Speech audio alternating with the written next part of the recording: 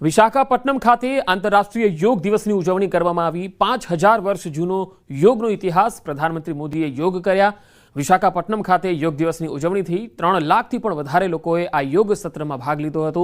બે અલગ અલગ તસવીરો આપને બતાવી રહ્યા છે। આંતરરાષ્ટ્રીય યોગ દિવસની વિશ્વભરમાં ઉજવણી થઈ રહી છે, ત્યારે ભારતમાં આંધ્રપ્રદેશના વિશાખાપટ્ટનમ ખાતે પ્રધાનમંત્રી નરેન્દ્ર મોદીએ પણ યોગ કર્યા હતા।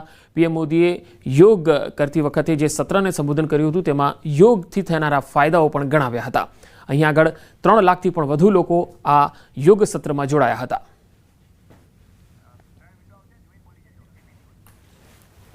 तो 3 अलग अलग तस्वीर। पीएम मोदीए आंध्रप्रदेशना विशाखापट्टनम खाते योगाभ्यास कर्यो। तो बीजी तस्वीर में अमदावाद पहुंचेला केंद्रीय गृहमंत्री अमित शाह जो योगाभ्यास में जोड़ाया और तेमणे पण योग कर्या।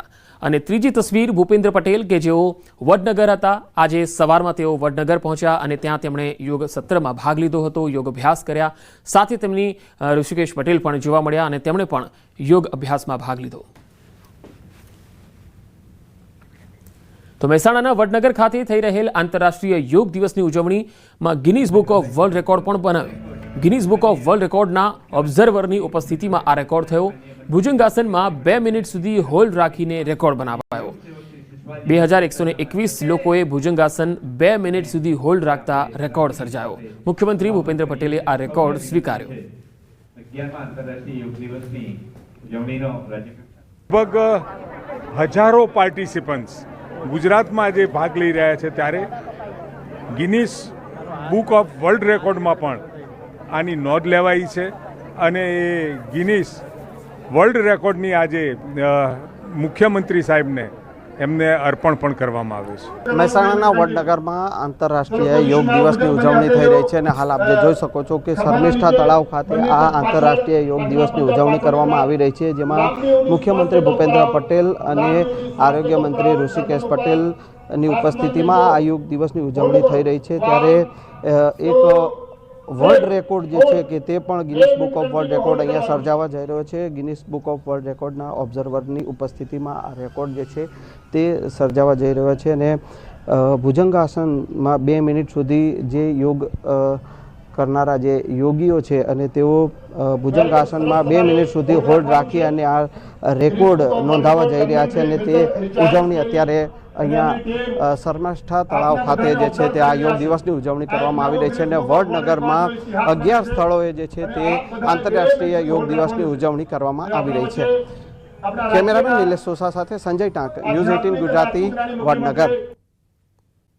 અમદાવાદના મકરબા તળાવ પાસે એએમસીના ખુલ્લા પ્લોટમાં વૃક્ષારોપણ કાર્યક્રમનું આયોજન થયું। મિશન ફોર મિલિયન ટ્રી અંતર્ગત 40 લાખ વૃક્ષોનું રોપણ કરવામાં આવ્યું। મિશન ફોર મિલિયન ટ્રી અંતર્ગત એએમસી દ્વારા વિનામૂલ્યે રોપા આપવામાં આવશે।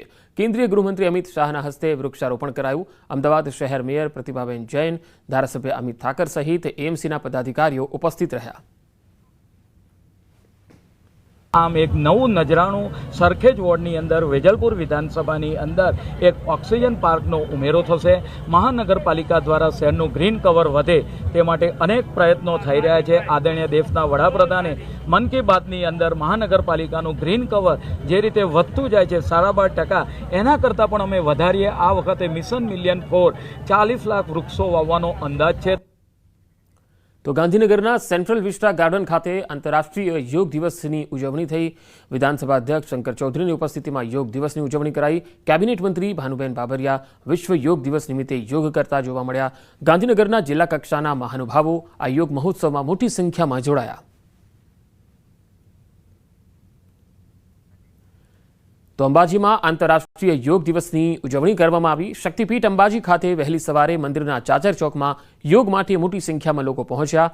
એક પૃથ્વી એક સ્વાસ્થ્ય માટે યોગની થીમ આધારિત તજજ્ઞો દ્વારા સૌપ્રથમ વખત ગરબાની થીમ સાથે ચાચર ચોકમાં ગરબાના તાલે યોગ કર્યા હતા। આ યોગ દિવસને લઈ મંદિરના અધિક કલેક્ટર, પોલીસ સ્ટાફ, આરોગ્ય, હોમગાર્ડ સહિત અંબાજીની વિવિધ શૈક્ષણિક સંસ્થાના શિક્ષકો અને બાળકોએ યોગ દિવસમાં જોડાઈને યોગ કર્યા। તન મનને શુદ્ધ રાખવા માટે, સ્વસ્થ રાખવા માટે યોગાભ્યાસ યોગ ખૂબ જરૂરી છે। યોગ એ ભારતીય સંસ્કૃતિની પ્રાચીન પરંપરા છે। આ અનુલક્ષીને અંબાજીના ચાચર ચોકમાં, માના ચાચર ચોકમાં આઇકોનિક પ્લેસ તરીકે આપણે આજે યોગનું આયોજન કર્યું છે। આપણી સંસ્કૃતિના માધ્યમથી લોકોને શારીરિક, માનસિક અને આધ્યાત્મિક બેનિફિટ મળી શકે।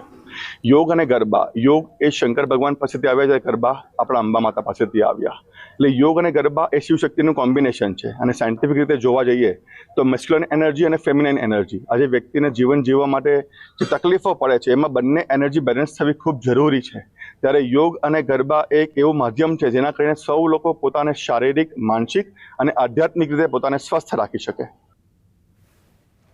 રાજકોટમાં વિશ્વ યોગ દિવસની ઉજવણી મનપા અને જિલ્લા વહીવટી તંત્ર દ્વારા રાજકોટ ખાતે અલગ અલગ 6 જેટલી જગ્યાએ યોગ દિવસની ઉજવણીનું આયોજન કરાયું।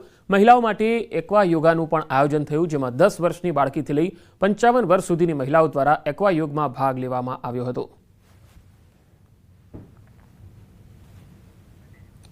તો રાજકોટ મહાનગરપાલિકા દ્વારા વિશ્વ યોગ દિવસ સંદર્ભે માધવરાવ સિંધિયા ક્રિકેટ ગ્રાઉન્ડ સહિત કુલ 5 જેટલી જગ્યાએ યોગ દિવસની ઉજવણી કરાઈ। બહોળી સંખ્યામાં રાજકોટ શહેરના જુદા જુદા વિસ્તારોમાંથી ચૂંટાઈ આવેલા જનપ્રતિનિધિઓ તેમજ કલેક્ટર, મ્યુનિસિપલ કમિશનર, જિલ્લા પોલીસ વડા, રાજકોટ રેન્જ આઈજી સહિતના અધિકારીઓ દ્વારા પણ વિશ્વ યોગ દિવસની ઉજવણી કરવામાં આવી। યોગનો પ્રચાર પ્રસાર આપણા રામદેવજી બાબા કરતા હતા।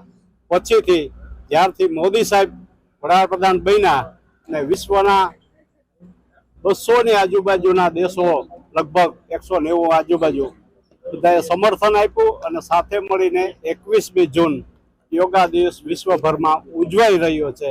આ ઉજવણીની સાથે સાથે 2016થી રાજકોટ મ્યુનિસિપલ કોર્પોરેશન દ્વારા ભારતમાં પ્રથમ વખત એક્વા યોગા, ખાસ કરીને બહેનો દ્વારા એક્વા યોગાનું પણ આયોજન રાજકોટ મહાનગરપાલિકા દ્વારા અમે લોકો દર વર્ષે કરીએ છીએ, જેનું પણ આજે 11મું વર્ષ છે।